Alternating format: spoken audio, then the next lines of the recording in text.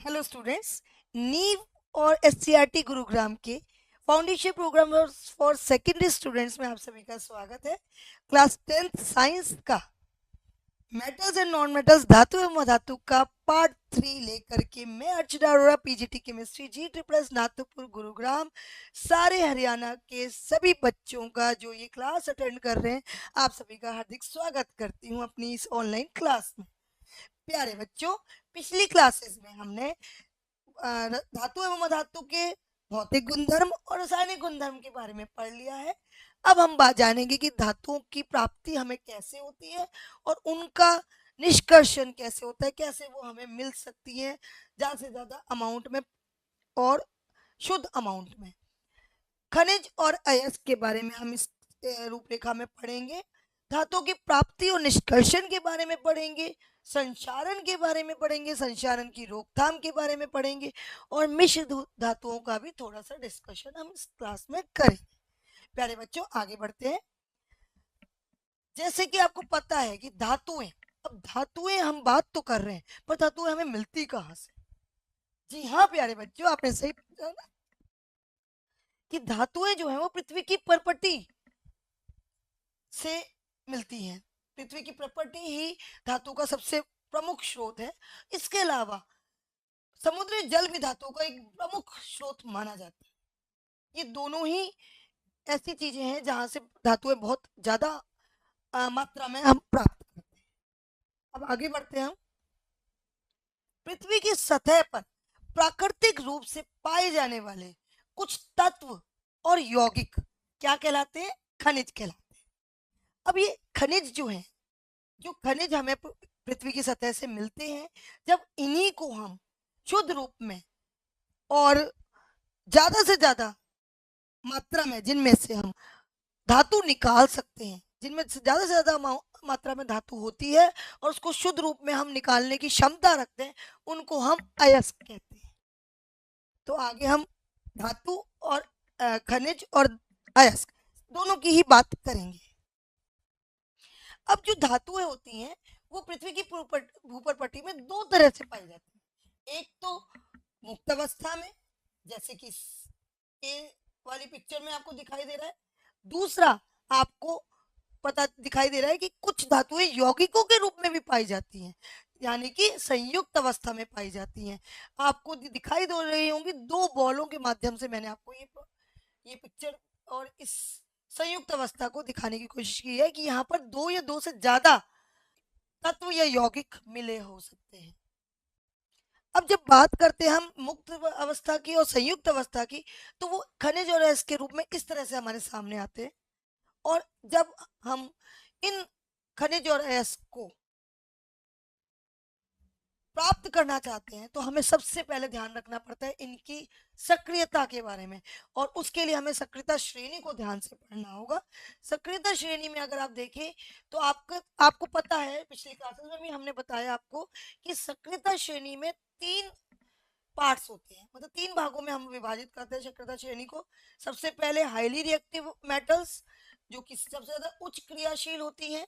उसके बाद moderately reactive, जो कि मध्यम सक्रियताशील होती है। और तीसरा लीस्ट रिएक्टिव, जो कि सबसे कम क्रियाशील होती है। जो सबसे ज्यादा हाईली रिएक्टिव मेटल्स होती हैं या जो सक्रियताशील ज्यादा होती हैं, जैसे potassium, sodium, magnesium, aluminium, calcium, ये हमेशा संयुक्त अवस्था में आपको मिलेंगी। और जो मॉडरेटली रिएक्टिव होती हैं, जो मध्यम श्रेणी में आती हैं, जिंक, आयरन, लेड, कॉपर जैसी धातुएं, ये भी संयुक्त अवस्था में पाई जाएंगी। और ये संयुक्त अवस्था में खास तौर से ऑक्साइड, सल्फाइड और कार्बोनेट ओर के रूप में मिलेंगी। और जो मुक्त अवस्था में पाई जाती हैं, जो कि सबसे कम सक्रियताशील होती हैं, वो होती है सिल्वर, गोल्ड, कॉपर जैसी धातुएं, जो कि हमेशा मुक्त अवस्था में मिलेंगी आपको। अब बात करें अगर हम धातुओं की, तो धातुएं जो हम ऊपर पट्टी से निकालते हैं, अगर उनको हम ध्यान से देखें तो वो उनके अंदर बहुत सारे अवांछित पदार्थ पाए जाते हैं। अब वो वांछित पदार्थ जो हैं वो किसी भी रूप में हो सकते हैं, वो चट्टान की सामग्री के रूप में भी हो सकते हैं और रेत के या बालू के रूप में भी हो सकते हैं।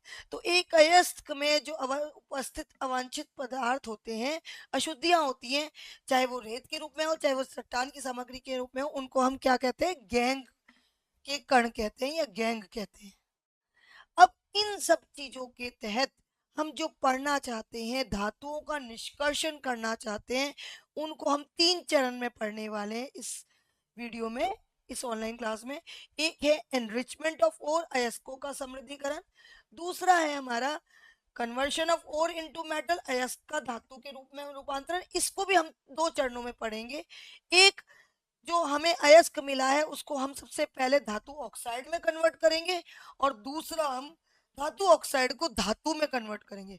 हो सकता है कि ये जो धातु हमें इसमें दूसरे चरण में प्राप्त हो वो पूरी तरह से शुद्ध ना हो, तो उस अशुद्ध धातु को अगर हमें पूरी तरह से शुद्ध चाहिए, 99.9% प्योर चाहिए, तो हमें उसके लिए रिफाइनिंग करना पड़ेगा। उसके लिए तीसरे चरण में हमें जाना पड़ेगा।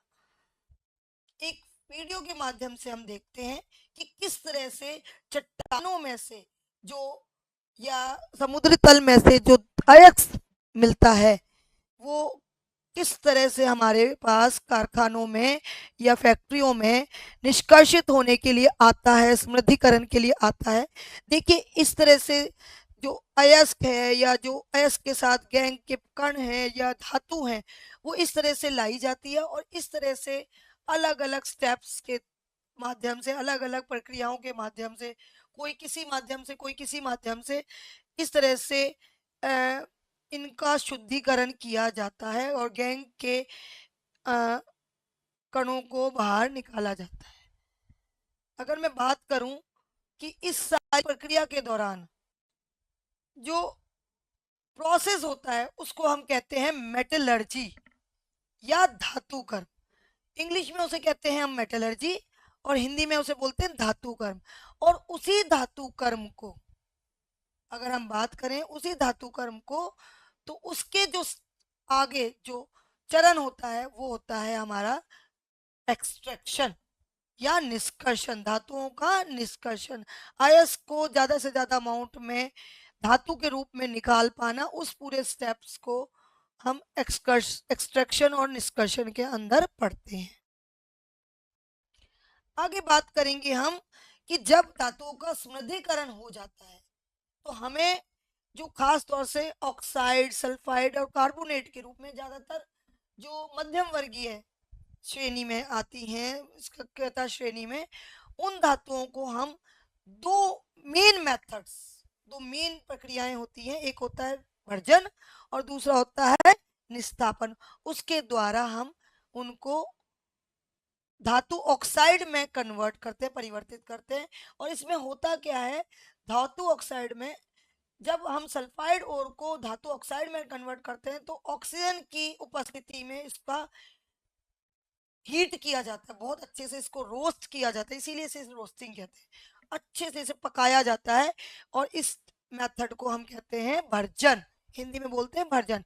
इस भर्जन में आपको मेन बातें जो ध्यान में रखनी है वो क्या है कि इसमें सल्फाइड और जो है वो सीधा ऑक्साइड धातु ऑक्साइड में कन्वर्ट होता है और ये ऑक्सीजन की उपस्थिति में गर्म करने की प्रक्रिया है।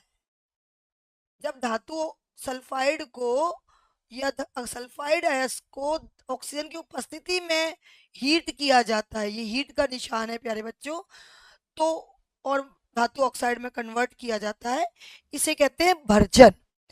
और तीसरी बात, जब इसे हीट किया जाता है तो इसमें जो बाहर निकलती है वो सबसे ज्यादा इंपॉर्टेंट चीज है कि इसमें सल्फर डाइऑक्साइड गैस बाहर निकलती है। तो ये 3 स्टेप्स आपने ध्यान रखने, 3 बातें ध्यान रखनी है, क्योंकि कई बार भर्जन और निस्तापन का अंतर स्पष्ट करो पूछ लिया जाता है, तो उसमें तो आप ये तीनों बातें लिखेंगे और ये चौथा जो है आप एग्जाम्पल, उदाहरण इसके रूप में दे सकते हैं। अब आगे बात करें हम, अगर अगला है निस्तापन। निस्तापन में क्या होता है प्यारे बच्चों, उसमें जो है अयस्क को इस तरह के एक कंटेनर में, एक जार में फीड किया जाता है और ऑक्सीजन की अनुपस्थिति में, हीट किया जाता है परंतु ऑक्सीजन की अनुपस्थिति में किया जाता है, और इस तरह से कार्बोनेट अयस्क जो है इसमें फिल किए जाते हैं। और जब कार्बोनेट अयस्क को ऑक्सीजन की अनुपस्थिति में धातु ऑक्साइड में कन्वर्ट किया जाता है तो CO2 गैस बाहर निकलती है। पहला स्टेप, कार्बोनेट अयस्क को धातु ऑक्साइड में कन्वर्ट करने की प्रक्रिया को निस्तापन कहते हैं। दूसरा, ऑक्सीजन की अनुपस्थिति में हीट करने का प्रोसेस जो है वो इसमें किया जाता है। तीसरा, CO2 गैस इसमें बाहर निकलती है, और ये इसका एग्जाम्पल हो गया जिंक कार्बोनेट की प्रेजेंस में। अब इसके बाद बात करेंगे हम कि इन्हीं सब प्रक्रियाओं के अंदर एक और चीज हमारे सामने आती है, थर्मिट अभिक्रिया। बहुत ही अच्छा एक एग्जाम्पल है कि कई बार हमें कुछ धातु ऑक्साइड को हमें धातु में कन्वर्ट करने के लिए, जैसे मैंने आपको बोला 2 चरण में ये काम होता है। जो सेकंड जो स्टेप है वो 2 चरणों में होता है। एक, पहले धातु का अयस्क को धातु ऑक्साइड में कन्वर्ट किया जाता है, और दूसरा धातु ऑक्साइड को धातु में कन्वर्ट किया जाता है। तो उसी प्रक्रिया में एक बहुत इंपॉर्टेंट प्रोसेस होता है कि एल्यूमिनियम या कार्बन के द्वारा कुछ धातुओं को उसके ऑक्साइड से अलग किया जाता है। ये इसका एक बहुत ही अच्छा और बहुत ही इंपॉर्टेंट एग्जाम्पल है थर्मिट अभिक्रिया। थर्मिट अभिक्रिया खास तौर से रेलवे ट्रैक पर अप्लाई की जाती है। कई बार रेलवे ट्रैक पर जो है रेलवे का जो ट्रैक है वो टूट जाता है, तो उसकी वेल्डिंग करने के लिए एल्यूमिनियम, लोहे का, ये थर्मिट अभिक्रिया अप्लाई की जाती है, जिसमें Fe2O3 आयरन ऑक्साइड जो है वो एल्यूमिनियम के साथ हीट किया जाता है, और जिससे एल्यूमिनियम बन जाता है। और आप देख रहे हैं कि किस तरह से प्रोसेस किया जा रहा है, पूरा प्रोसेस आपको दिखाया गया है बिल्कुल नेचुरल प्राकृतिक रूप से जिस तरह से किया जाता है, और एल्यूमिनियम ऑक्साइड में कन्वर्ट होता है। और ये रिएक्शन जो है वो बहुत ही ज्यादा ऊष्माक्षेपी अभिक्रिया देती है, मतलब ये हीट बाहर निकालती है, बहुत ही ज्यादा अमाउंट में ऊष्मा बाहर निकालती है। तो इस तरह से वेल्डिंग की जाती है। आयरन ऑक्साइड के साथ एल्यूमिनियम की अभिक्रिया का उपयोग रेल की पटरी को जोड़ने में किया जाता है। इस अभिक्रिया को थर्मिट अभिक्रिया कहते हैं। ये बहुत ही इंपॉर्टेंट अभिक्रिया है जो आपने ध्यान से पढ़नी है और समझनी है।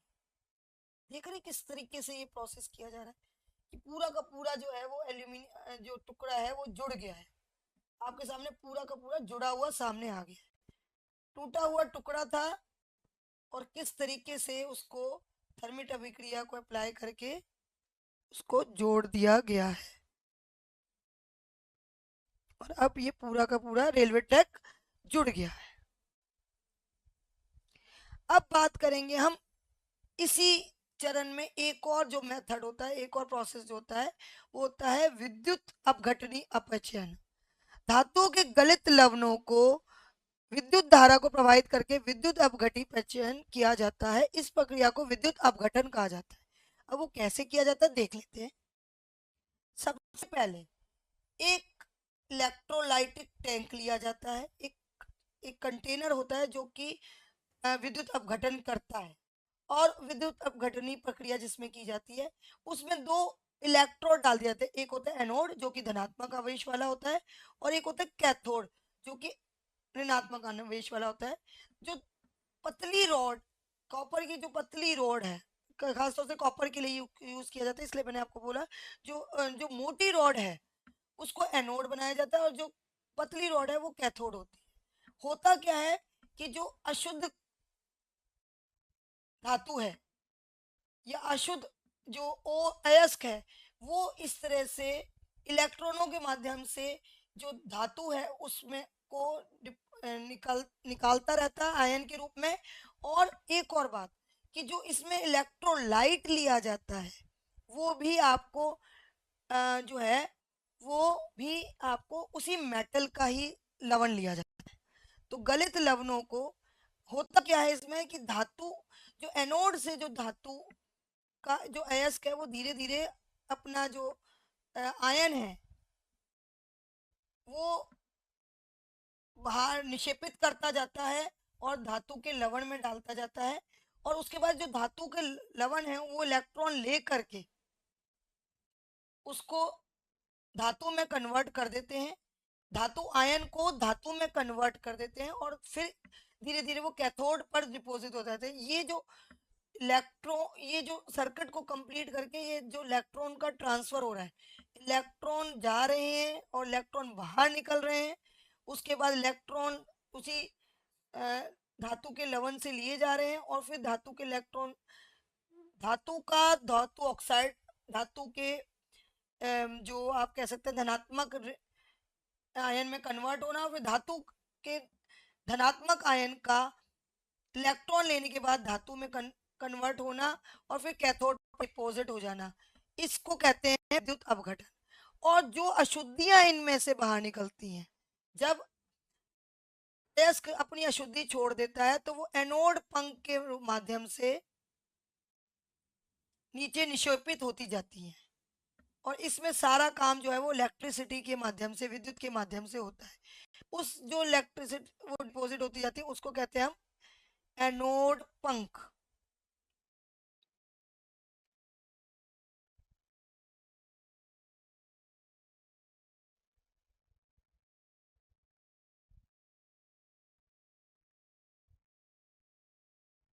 ये देखिए आपका ये जो अशुद्धि है वो नीचे आ गई है और इसको हम कहते हैं एनोड पंख। चलिए आगे बढ़ते हैं।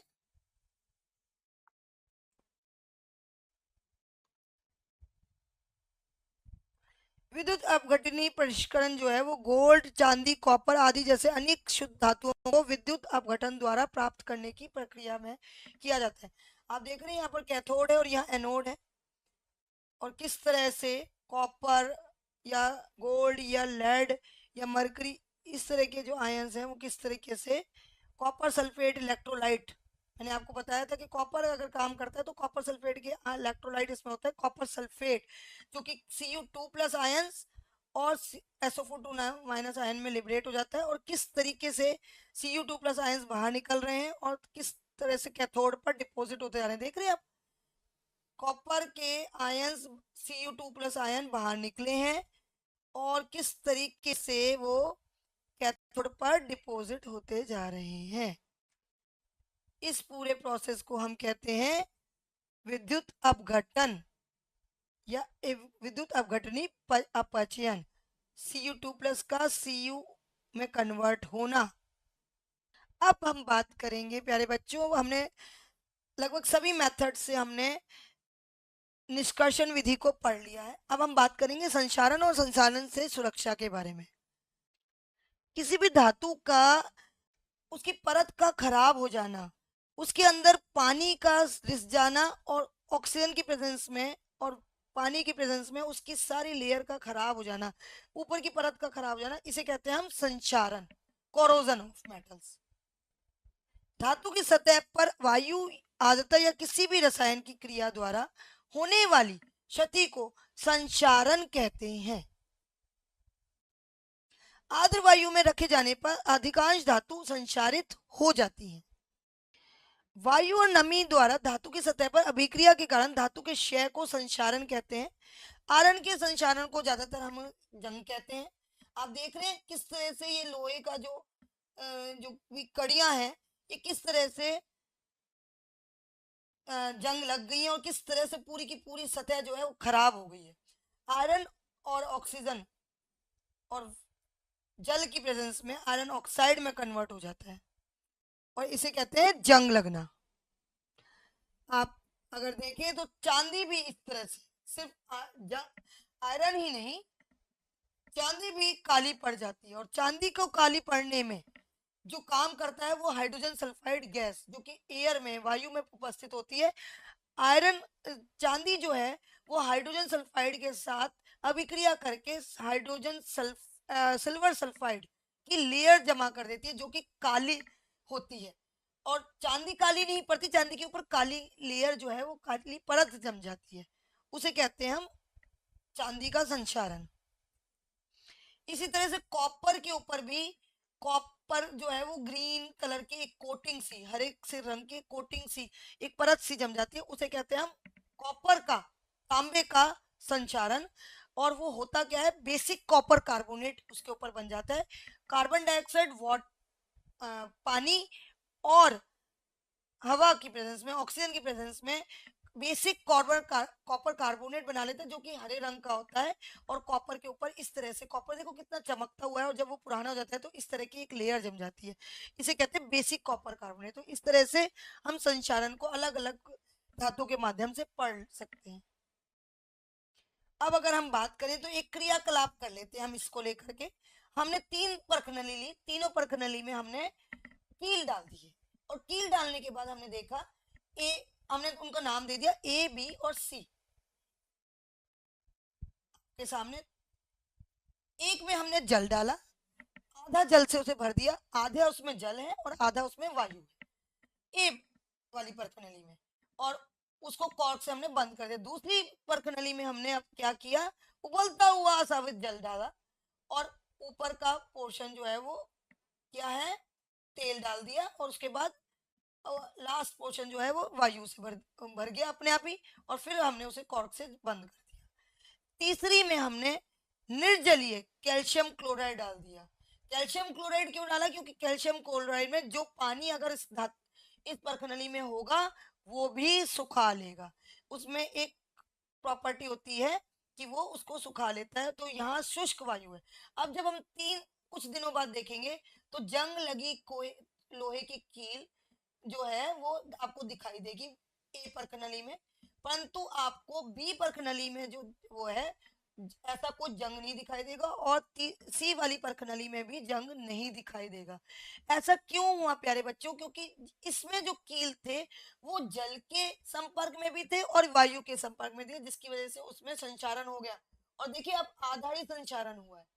जबकि यहाँ पर तेल डालने की वजह से जो कील है वो वायु के कांटेक्ट में नहीं आए, वायु के संपर्क में नहीं आए, सिर्फ वो जल के संपर्क में रहे। जब तक दोनों चीजें उनको नहीं मिलेगी तब तक संचारण नहीं होगा।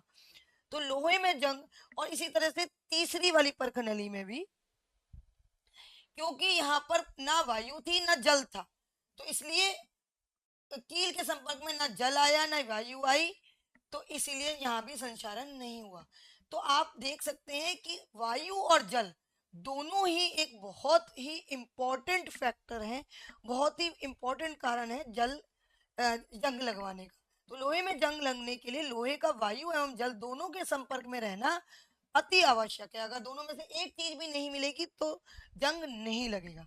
अब हम बात कर लेते हैं आगे संचारण से सुरक्षा के बारे में, कैसे हम संचारण को सुरक्षा कर सकते हैं। सबसे पहले पेंट करके, उस सतह को अगर हम पेंट करके रखें तो वो जंग नहीं लगेगा। तेल लगा करके, ग्रीस लगा करके, इसी तरह से यश लेपन, गैल्वेनाइजेशन, मोल्टन जिंक की लेयर लग जाती है, वो लगा करके फिर उसके बाद हम बात करें, अगर आगे बात करते हैं कि हम क्रोमियम की कोटिंग भी कर सकते हैं उसके ऊपर, साथ साथ हम एनोडीकरण या मिश्र धातु का उपयोग भी हम कर सकते हैं। तो इस तरह से हम जंग को बचा सकते हैं। अब बात करेंगे हम मिश्र धातुओं के बारे में। दो या दो से अधिक धातुओं या एक धातु और एक अधातु के समांगी मिश्रण को हम मिश्र धातु कहते हैं। आप देख सकते हैं दो या दो से अधिक धातुओं का या एक धातु और एक अधातु का समांगी मिश्रण है। समांगी मिश्रण देखिए हीट करके बनाया जा रहा है, इसे हम मिश्र धातु कहते हैं। अब इसमें इस कड़ी में हम कुछ मिश्र धातु के बारे में बात कर लेते हैं। सबसे पहले तो हम बताएंगे कि मैं धातु या धातु मिलकर के मिश्र धातु बनाती है। जैसे आयरन और कार्बन, आयरन और कार्बन मिलकर के एक कास्ट आयरन बनाते हैं। उसके बाद आयरन, निकल और क्रोमियम मिलकर के स्टेनलेस स्टील बनाते हैं। आयरन और कार्बन मिलकर के स्टील भी बनाते हैं। कॉपर और जिंक मिलकर के पीतल बनाते हैं, ब्रास जिसे कहते हैं। कॉपर और टिन मिलकर के ब्रॉन्ज बनाते हैं जो कि सिक्कों में काम आता है। पीतल के बर्तन बनते हैं या इलेक्ट्रिकल अप्लायंसेस में भी काम आता है। सोडियम और मरकरी मिलकर के सोडियम अमलगम बनाते हैं। अब आप देख सकते हैं स्क्रीन पर कि लेड और टिन मिलकर के किस तरह से सोल्डर बनता है। लेड और टिन दो तरह की धातुएं अगर मिलती हैं तो किस तरह से वो मिल करके सोल्डर बना सकते हैं, और सोल्डरिंग जो है वो जिस वेल्डिंग वेल्डिंग की तरह ही काम में आता है। आगे बात करेंगे हम सोना। सोना जब गल जाता है, सोने को गला करके, ये जो सोना आपके सामने दिखाई दे रहा है ये है 24 कैरेट सोना। परंतु इसी सोने को जब हमें गलाने आता होता है और हम इसमें कुछ अशुद्धियां मिला देते हैं, जैसे प्लेटिनम या सिल्वर या कुछ और सिल्वर की अशुद्धियों को जब हम मिला देते हैं तो इसके कैरेट में कन्वर्जन हो जाता है। अभी तक जो धातु जो सोना है हमारे सामने वो 24 कैरेट सोना है। इसी को गला के और इसमें ही चांदी या कॉपर जैसी धातुओं का जब हम मिश्रण कर देते हैं तो कई बार वो 20 कैरेट, 22 कैरेट और 18 कैरेट सोने के रूप में हमारे सामने आता है। तो जिस तरह से हमें जिस तरह का चाहिए होता है उतनी परसेंटेज हम उसको बढ़ा लेते हैं और तरह तरह के सोने जो है वो हमारे सामने आ जाते हैं। तो आगे हम बात करते हैं इसी कड़ी में कि 24 कैरेट गोल्ड जो है वो 22 कैरेट ऑफ प्योर गोल्ड और 2 पार्ट ऑफ कॉपर और सिल्वर की अशुद्धियों से मिलकर बनता है। इसी तरह से 18 कैरेट गोल्ड की बात करें तो 18 कैरेट गोल्ड के लिए हमें प्योर कुछ प्योर गोल्ड चाहिए होगा और कुछ पार्ट जो है वो सिल्वर अलग अदर मेटल्स के चाहिए होंगे। चलिए अब बात करते हैं थोड़ी सी अमलगम के बारे में। अमलगम जो है वो किसी भी धातु का मरकरी के साथ, मरकरी जिसमें जरूर होगी, जब हम मरकरी के साथ किसी धातु का मिश्रण बनाते हैं तो उसे अमलगम कहते हैं।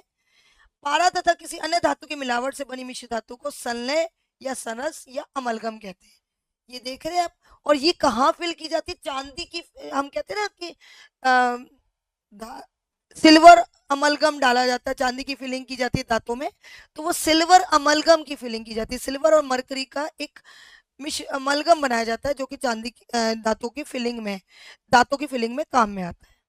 अब बात करें सारांश की, तो धातुओं का निष्कर्षण उनके अयस्कों से उनकी क्रियाशीलता के अनुसार विभिन्न विधियों द्वारा किया जाता है। अत्यधिक क्रियाशील वाली धातुएं विद्युत अपघटन द्वारा निष्कर्षित की जाती है, जैसे सोडियम, पोटेशियम और एल्यूमिनियम।